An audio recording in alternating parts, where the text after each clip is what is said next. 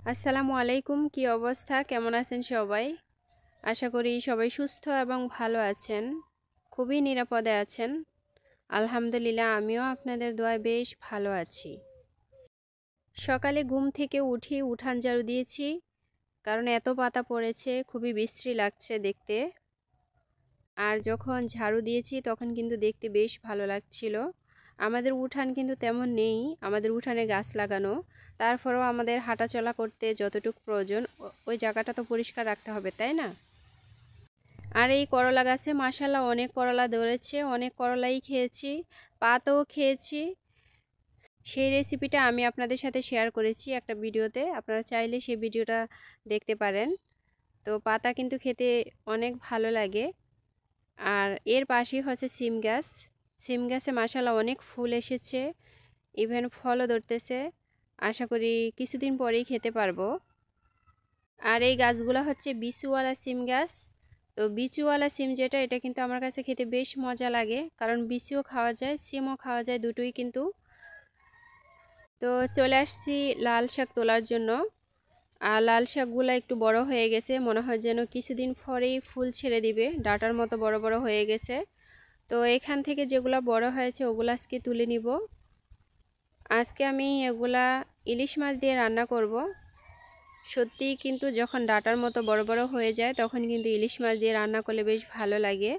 আর যখন ছোট থাকে তখন কিন্তু ভাজি করে খেলে ভালো লাগে। তো যেহেতু বড় হয়ে গেছে, যার কারণে আমি আজকে ইলিশ মাছ দিয়ে রান্না করব। আর দেখতে কিন্তু ভীষণ ভালো লাগছে। আমি ইলিশ মাছ আজকে ভাজি করে নিব, ভাজি করলে কিন্তু একটা অন্যরকম গ্রান আসে। আর যেহেতু এটা একটু ঝোল তরকারি হবে, তো ভাজি করলে কিন্তু বেশ ভালো হবে। আর আমার মাছটা সাইজে একটু ছোট ছিল, তো কিছু করার নাই, কারণ এত দাম মাছের কি আর বলবো। বড় মাছ খাবো দূরে থাক, ছোটটাই কিছুদিন পরে মনে হয় পাবো না, দেশের যে অবস্থা। তো কোনো রকম খেয়ে সে বেঁচে থাকা আর কি।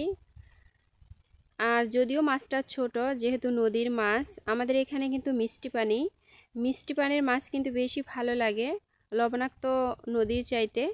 তো আমাদের এটা কিন্তু মিষ্টি পানির মাছ, ছোট হলেও কিন্তু ভীষণ মজা লেগেছে যখন খেয়েছিলাম। তো আমার রান্নাটা কিন্তু অনেকটাই হয়ে গেছে। আর যেহেতু লাল শাক খুব দ্রুত সিদ্ধ হয়ে যায়, এটাতে তেমন কোনো সময় লাগে নাই। আর দেখতেও কিন্তু ভীষণ ভালো লাগছে, আর কালারটা খুব লাল হয়েছে, তাই না?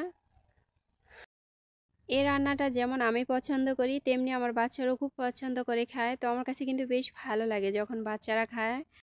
এটা ছিল আমাদের সকালের খাবার। আর দুপুরে রান্নার জন্য গরুর মাংস নিয়েছি, সাথে নিয়েছি লাউ। এই লাউটা কিন্তু আমাদের গাছের একেবারেই কচকচে দেখতে, তাই না? কি ভালো লাগছে। তো আমাদের লাউ গাছ আছে, অনেকেই জানেন যারা নিয়মিত আমার ভিডিও দেখেন, আমি সব সময়ই ভিডিওতে কিছু না কিছু শেয়ার করি। তো আজকে লাউ পাড়াটা শেয়ার করিনি, কারণ প্রত্যেক ভিডিওতেই শেয়ার করি। তো আপনারা যারা আমার ভিডিও দেখেন তারা বুঝতে পারবেন। আর বর্তমানে আপনারা ভিডিওতে দেখতেও পাচ্ছেন যে লাউ গাছ আছে কত সুন্দর, পাতাগুলো খুবই কচকচে।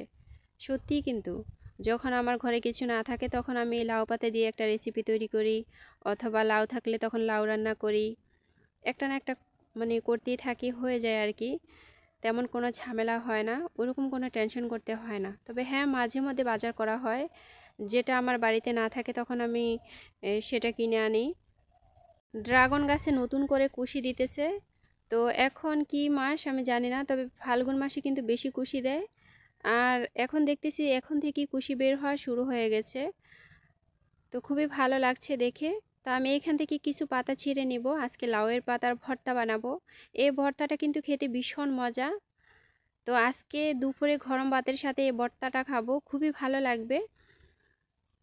ছোটবেলা থেকেই লাউয়ের পাতা রান্না খেয়েছি, ভাজি খেয়েছি, কিন্তু কখনো ভর্তা খাইনি।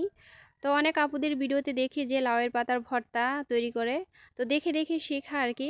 তো আমিও একদিন ট্রাই করে দেখেছি, খুবই ভালো লাগছে। ওই থেকে কিন্তু আমি লাউয়ের পাতার ভর্তাটা সব সময় তৈরি করি যখন ঘরে কিছু না থাকে তখন। আর গরম ভাত দিয়ে খেলে কিন্তু ভীষণ মজা লাগে।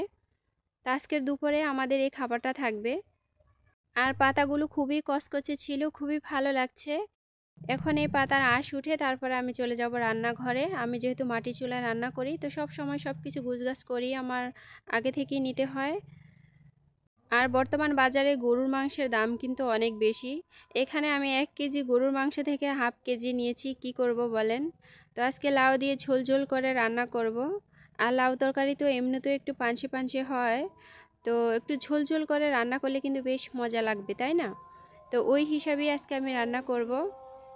আর এখন সব কিছুর দাম এতই বাড়ছে, কি আর বলবো, কিনতে গেলে মনে হয় যেন চুপটি করে বসে থাকি। তো খেতে তো হবে, তাই না? আমি ইউটিউবে একেবারে নতুন, আমার তেমন কোনো কিছু জানা নেই। আমি মাত্র 2 মাস হয়েছে কাজ করতেছি। তো আমার এখানে সাবস্ক্রাইব আসলে ওটা আবার কেটে যায়, কেন কেটে যায় আসলে আমি বুঝতে পারি না। আমি যাদের ভিডিও দেখি তাদের ভিডিও কিন্তু ফুল ওয়াচ করি, তো কেন কেটে যায় আমার জানা নেই। তো কোন আপুদের যদি জানা থাকে তাহলে অবশ্যই কমেন্ট করে আমাকে বলবেন। আর আমার কি মনে হয় জানেন, আমার মনে হয় তারা আমার সাবস্ক্রাইব করেছে ঠিক আছে, কিন্তু তারা আমার ভিডিও কখনোই দেখে না, যার কারণে ইউটিউব অ্যালগরিদম এটা কেটে দেয়। আমার কাছে এরকম মনে হয় আর কি। তো যাই হোক, আমার ভিডিও যে সবার ভালো লাগবে তা কিন্তু না, আবার সবার যে খারাপ লাগবে তা কিন্তু না।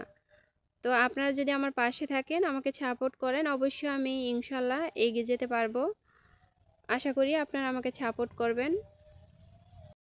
আমার ভিডিওর কোনো অংশ যদি একটু ভালো লেগে থাকে আপনাদের, তাহলে অবশ্যই সাবস্ক্রাইব করে আমার পাশে থাকতে পারেন। আর অবশ্যই একটা লাইক দিয়ে দিবেন। আপনাদের সাথে কথা বলতে বলতে আমার লাউ রান্নাটা হয়ে গেল। এবার লাউ পাতাটা আমি সুন্দরভাবে শিলপাটায় বেটে ভর্তা বানিয়ে নিব। আর আমি সবসময় শিলপাটায় ভর্তা তৈরি করি, যে কোনো ভর্তাই হোক। তো ভর্তাটা কিন্তু দেখে যেরকম ভালো লাগছে, খেতেও কিন্তু ভীষণ সুস্বাদু হয়েছে। তো যারা কখনো খান নাই তারা একবার ট্রাই করে দেখতে পারেন। আর এখানে আমি লাল মরিচটা ব্যবহার করেছি, আপনারা চাইলে কাঁচা মরিচ দিয়ে খেতে পারেন। তো সবাই ভালো থাকবেন, দেখা হবে পরের কোনো ভিডিওতে। আসসালামু আলাইকুম, আল্লাহ হাফেজ।